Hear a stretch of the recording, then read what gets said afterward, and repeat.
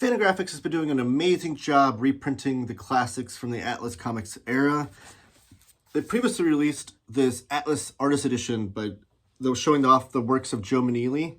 Well, now, their second volume of the Artist Editions is Al Williamson. And it is this treasure trove of 400 plus pages of Al Williamson artwork. Stay tuned and watch this video until the end.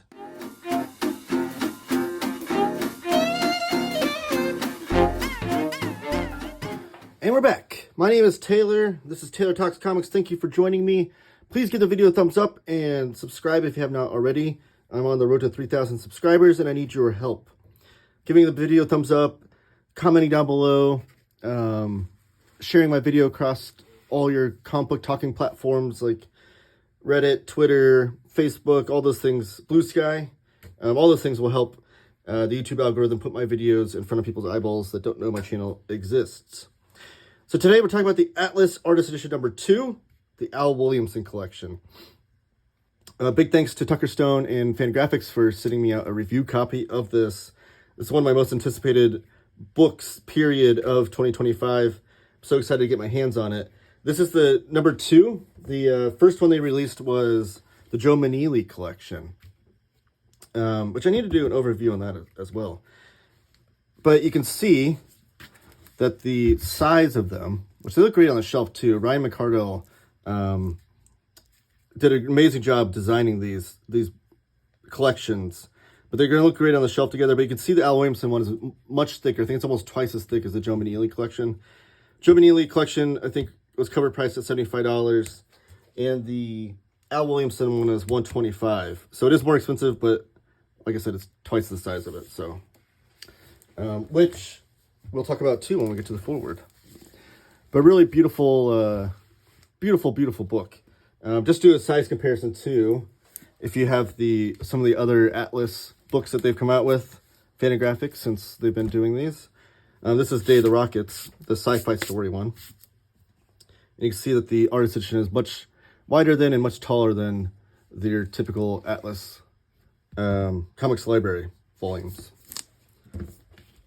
So I was really excited when this was announced. My other Al Williamson collections, he's an artist that I've started to become a fan of throughout the years. I do have this one, Al Williamson Adventures, with introduction by Frank Cho. This is actually a gift from the Omnidog, Omnidog's Vault. Go subscribe to his YouTube channel. He's a great friend, and he gifted this to me because he knew I would appreciate it, and I very much do. The other one that Fantagraphics put out, though, was 50 Girls 50. This is part of the EC Comics, EC Artist Library that they've been putting out. I have a lot of videos on my channel showing off the EC Artist Library and all the cool things that Fantagraphics does with these books. I have every volume so far. If you want to check that out as well, maybe I'll link that above. But both those books, and then just learning about Al Williamson throughout the years and things, has grown my fandom of him, and it makes me want to keep collecting more Al Williamson books. Like, I'd like to get my hands on the artist editions of his Star Wars work. Would be really cool. But I digress. Let's get into this book and show off how beautiful it is. So here's the end papers. You get this awesome progression shot of this cowboy being shot in the shoulder. And then the back end papers are different as well. You get a jungle adventure on that one. There's the title page. So it's officially called The City That Time Forgot and Other Stories, a curated collection of stories from Al Williamson's stint at Atlas Comics. This was edited by Dr. Michael Vassallo, who also writes the introduction. And like I said before, Ryan McCardle designed the series, and then the restoration was done by Alan Harvey, Ben Horick, and Paul Baresh. Here's a great table of contents, which I've shown these off on the other previous Atlas editions. So I'm trying to get this glare off the page. Maybe I'll just do that. Because it does, I like the artwork on the top there. But it even explains this to you too. These are the best credits to their knowledge. And Dr. Vassallo, which I've talked about before in videos, and I'll talk about it again, is like the utmost respected historian on all things Atlas Comics. So if anybody's going to know, it's going to be him. Because if he doesn't know the answer, he's going to go hunt down and try to find the answer. So you'll see here, all of these are done all of these stories have artwork by Al Williamson, mostly him on pencils, sometimes also on inks. And the writer is mostly unknown for a lot of these, but then they'll write down if they know the writer. I think the only one that Al Williamson only does the inks for is a Jack Kirby story, which is really cool, which we'll get to. And then here's the continuation of those table of contents and the continuation of those table of contents, because there's so many stories included in this. It's amazing. So here's the introduction by Dr. Vassallo. Again, the utmost historian on all things Atlas Comics. And I love these introductions. Every single Atlas book that Fantagraphics has put out so far has been just a masterclass. I'm just learning all about the Atlas era of comics. I'm fascinated by comic book history. So just sitting at the pulpit of Dr. Michael Vassallo teaching me about Atlas Comics is always a treat. And they're lengthy introductions with history. So these are some original art pages from The City That Time Forgot, the title story here. Here's a image of Al Williamson with a lot of his classmates here, which they have to guess some of these classmates in here, but you'll see a lot of famous other cartoonists in there, which is really cool. Here's a penciled kind of thumbnail page, sketch page. And then here's just some other samples of other stories that he did. I think this one is is this the one they guessed was him? Yeah, this is possibly Al Williamson's first story with Marvel back in the day, but it's not confirmed. But they put it in here in that format in the introduction, just in case, it was ever confirmed it was his, I guess. Here's some of these like sci-fi pulp images that Williamson would do. Also, he's part of the Flying Fleagle Gang with guys like, I know Wally Wood was like a accepted member of the group, but it was Al Williamson and Frank Frazetta and who else was part of the Flying Fleagle Gang? Angelo Torres and Roy Krinkle. I guess the Fleagle Gang too was a moniker put upon them by Harvey Kurtzman, which is always funny because Harvey Kurtzman, his impact on comics history will never be expanded upon enough. He just had so much influence on so many things. But like I said, this introduction is very lengthy, tells you all kinds of things about Al Williamson, especially his time with Atlas. So now we get into the stories. And there's a cover gallery in the back with a few pages, but this is all Al Williamson Atlas work and stories. So when Dr. Vassallo was putting this together as the editor, he went to Gary Groth and was like, hey, I have an issue. I found like over 400 pages of Al Williamson Atlas comics that I've accumulated and put together. And there's like, he spells this all out in the introduction of how many pages of this is Westerns and how much is sci-fi and how much is jungle adventures. And Vassallo went to Gary Groth and was like, I don't know where to cut this. Like, this is so many pages. And Gary Groth said to him, let's just print it all. And Vassallo was like, are you sure? And he's like, yes, let's print every single one of them. So literally every single page that's ever been attributed to Al Williamson from the Atlas era of comics is in here. All lovingly restored by Alan Harvey, who does this amazing job on the restoration.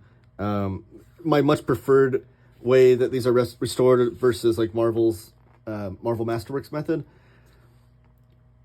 These are lovingly restored by Alan Harvey to look as close to the original comics as possible. And it's just brilliant the way it looks. These are on glossy paper, which is different than the Atlas Comics Library, which these are on matte paper, which I know people have had issues with these being on glossy paper, but I'm a paper snob myself. With comics, I always want formats and things to be on what I prefer the paper to be on, which is most of the time usually matte paper. But I have to say that this isn't a problem with me. It's not a high gloss, even though I know my lights are glaring off of it, but that's just because my lighting is not the greatest. But it's not like a high gloss, and it doesn't really take away from the art, I don't think. I don't think it's an issue at all, honestly. So if you've had a aversion to buying this or the Joe Meneely collection because of the glossy paper, I would say don't. I mean, go ahead and buy this, because where else are you going to get Al Williamson's Atlas comics in this large format where you're seeing like his art oversized? This looks so much better than anything Marvel would have done as well. Which, I mean, a Marvel Comics Omnibus too, like their large format, you can see is still much smaller than this. This is like the Kirby Monsters Omnibus. And so you're going to see, this is like the largest you're ever going to see Al Williamson's art in these stories.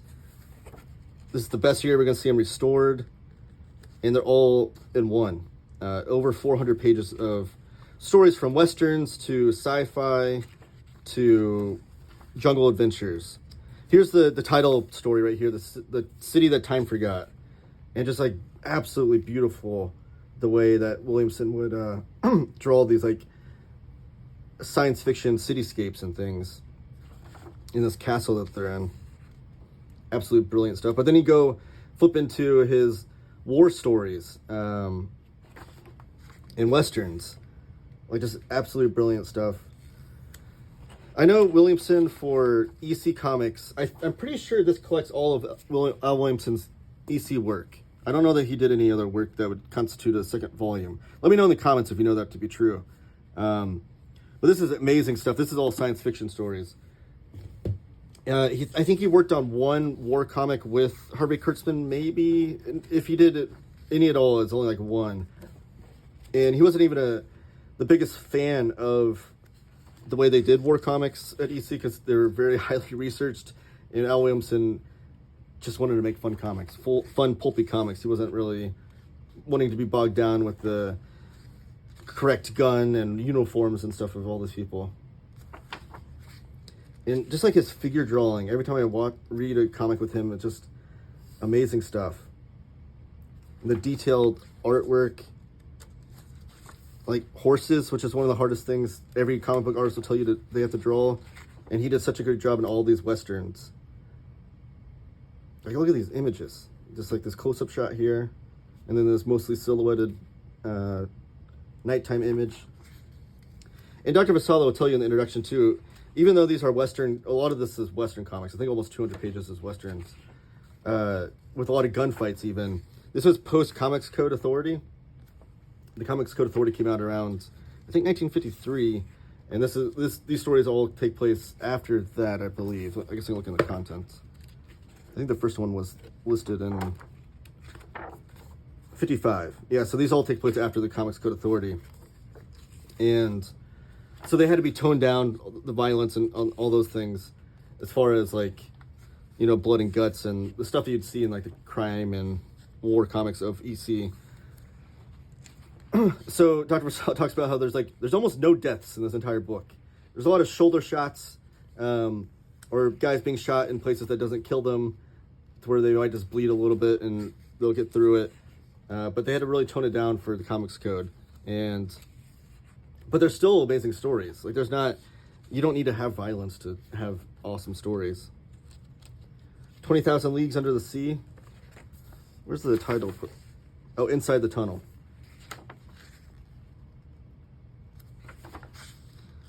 Rip Snorter. And it's awesome to see his art progress too, because these are all compiled in not publication order, but order that the jobs were done. So they took all the job orders of like that they could find on the artwork and things, and put them in order so it's like the best to their ability, the way these were drawn by Williamson. Because especially during certain eras when Stan Lee would have a bunch of but a bunch of backlog of artwork and stories. They go through periods where they had like a whole closet full of artwork, and then Stan would have to reprint those. So they're always like published out of order of when they're actually done. So again, another part that Dr. Vassallo did that was an amazing job was compiling this in the order that they were done. So you can see the progression of Al Williamson's art throughout his time at Atlas Comics.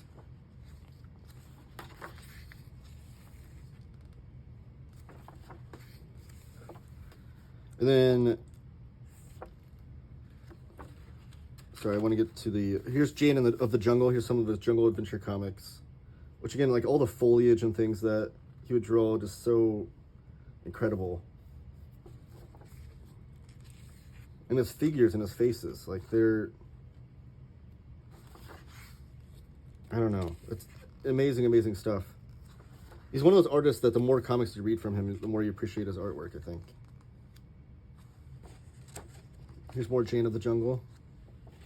So a lot of these Western comics took place in the back. The creatures, oh, this one's amazing. I love this one. I love any sort of sea monsters and things. And this is when the creature escapes. It's all about that. The Secret of the Haunted House. Here's a horror comic.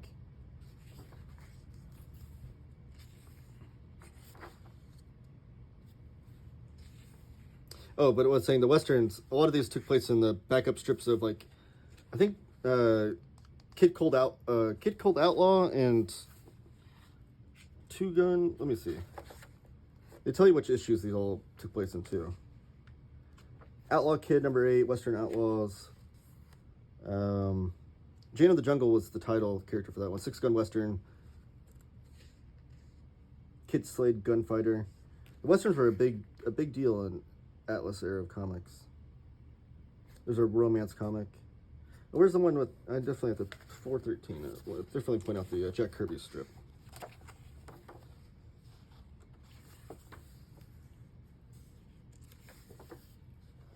Here's a black and white story. Forgot about that. This Jane of the Jungle. Where did this appear? Because it's. I didn't know that the Atlas did a lot of black and white comics back then. That's the next page. Secret Laboratory, Dr. Domino, Strange Tales. No.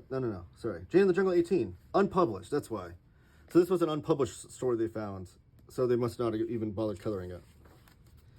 Because it was unpublished. But they found it and they were able to put it in here, which is, again, amazing. It looks like he's using some Zipatone on these airplanes there, which is really cool. It really shows it off when you're looking at the black and white artwork.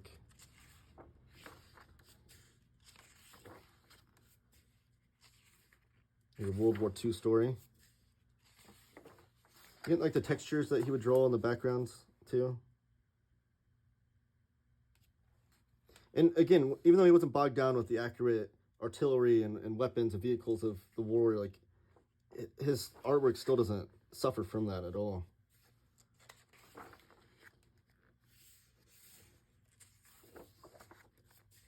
I was the Miracle Man.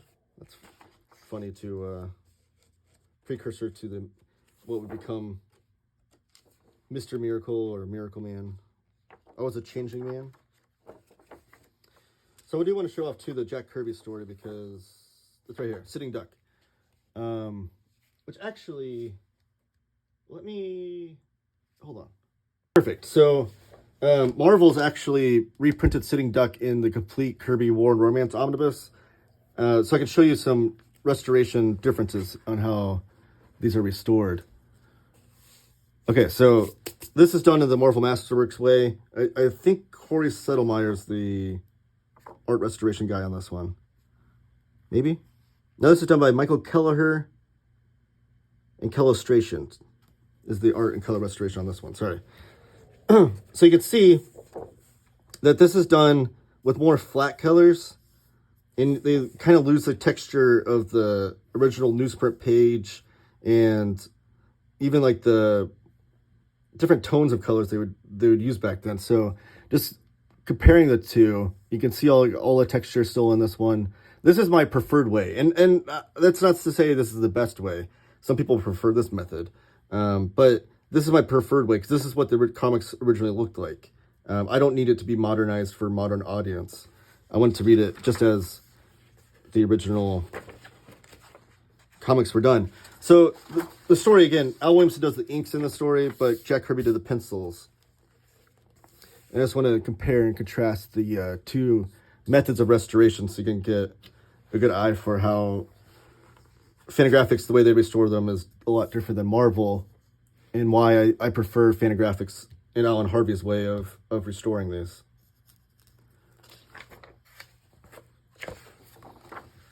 But it is interesting. I'm a huge Jack Kirby fan. He's my all-time favorite comic book artist. And I didn't even know that Al Williamson inked one of his stories before. I don't know if this is the only time Al Williamson and him collaborated, but it is interesting to see that. So I wanted to show that off too. And in the back here, we get a cover gallery. The only 3 covers that Al Williamson did for Marvel. And I think this Kid Cold Outlaw cover, the background characters are credited to Joe Maneely, and Al Williamson did the foreground characters. And here's Jane of the Jungle, which is interesting that of all the Jane of the Jungle stories he worked on, he only did 1 cover. Or maybe 2 covers. I think he did the other one here. Oh no, this is Lorna the Jungle Girl. Sorry. So here's another great cover he did. You see that Comics Code Authority stamp prevalent on these covers, even cutting over the title of Kid Cold Outlaw. And that would get smaller and smaller until they eventually got rid of it. But that's it. That's the Al Williamson Atlas Artist Edition number 2. I can't recommend this enough if you're a huge fan of Al Williamson, if you're a fan of Atlas Comics, if you're just a fan of wanting to discover more Golden Age comics that you've not read. Great book, great collection. Great job by Alan Harvey and Dr. Vassallo and Fantagraphics. Met all of my expectations for this being one of my most anticipated books of 2025. Thank you guys for watching. Please give the video a thumbs up. Subscribe if you haven't already. Comment down below with your thoughts on Al Williamson, your thoughts on Atlas, your thoughts on comics in general. I reply to all comments, and all those things help the YouTube algorithm put my videos in front of the eyeballs of people that don't know my channel exists. Thank you guys, and keep talking comics.